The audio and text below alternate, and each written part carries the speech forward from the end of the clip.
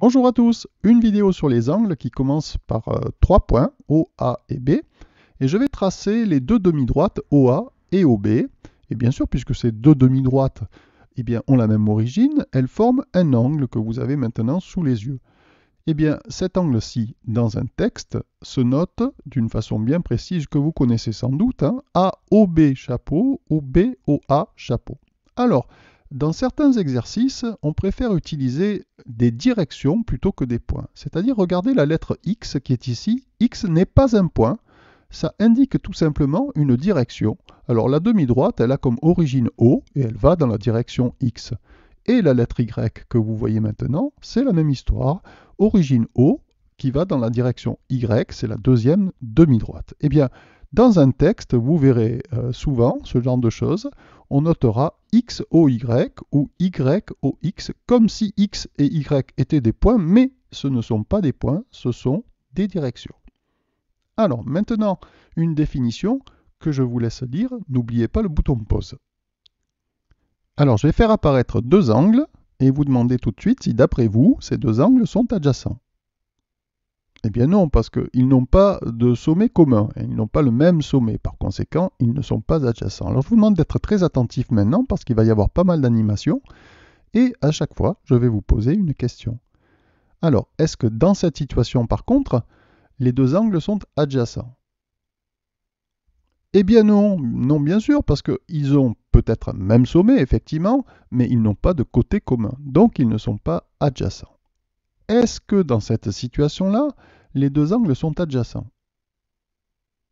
Eh bien non, ils n'ont pas de sommet commun, ils n'ont pas le même sommet. Par conséquent, ces deux angles-là ne sont pas adjacents. Est-ce que dans cette situation, les deux angles sont adjacents? Eh bien non, parce qu'ils ont peut-être effectivement le même sommet, ils ont un côté commun, donc ça se présente bien pour la définition, mais par contre, ils ne sont pas situés de part et d'autre de ce côté commun. Ils sont situés d'un même côté de ce côté commun. Par conséquent, ils ne sont pas adjacents. Alors regardez maintenant. Est-ce que ces deux angles-là sont adjacents? Eh bien oui, enfin, ces deux angles-là sont adjacents. Ils ont un sommet commun, regardez bien, ils ont le même sommet, ils ont un côté commun, et ils sont situés de part et d'autre de ce côté commun.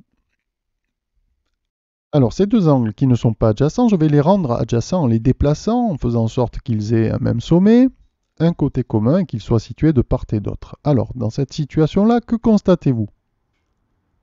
Eh bien que les deux réunis forment un angle droit. Eh bien quand on est dans ce cas, c'est-à-dire quand on a deux angles qui, une fois réunis, de sorte qu'ils soient adjacents, forment un angle droit, eh bien on dit qu'ils sont complémentaires. Les deux angles sont complémentaires. Alors pour voir si vous avez bien compris, est-ce que ces deux angles-là sont complémentaires?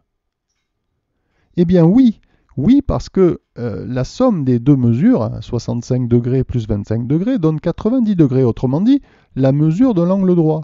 Donc si on les rendait adjacents, eh bien ils formeraient un angle droit. Par conséquent, oui, ces deux angles-là sont complémentaires. Est-ce que ces deux angles-là sont complémentaires d'après vous?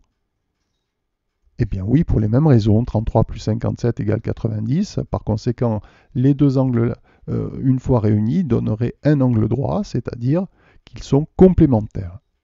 Alors maintenant, je vais faire la même chose pour ces deux angles-là.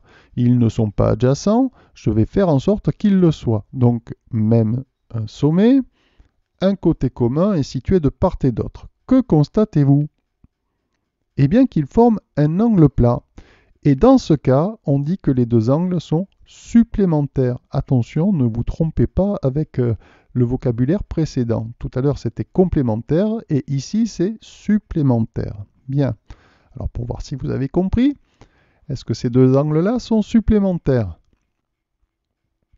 Eh bien oui, parce que quand on additionne leurs mesures, 50 degrés plus 130 degrés, ça fait 180 degrés, c'est-à-dire la mesure de l'angle plat. Par conséquent, si on les réunit de sorte qu'ils soient adjacents, et je vais avoir un angle plat en résultat. Par conséquent, oui, ils sont supplémentaires. Et ces deux angles-là, aussi, bien sûr, 77 plus 103, ça donne 180, c'est-à-dire 180 degrés l'angle plat.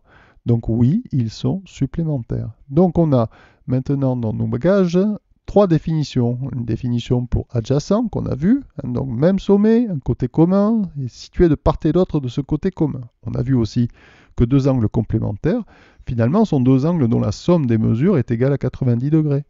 Et deux angles supplémentaires sont deux angles dont la somme des mesures est égale à 180 degrés.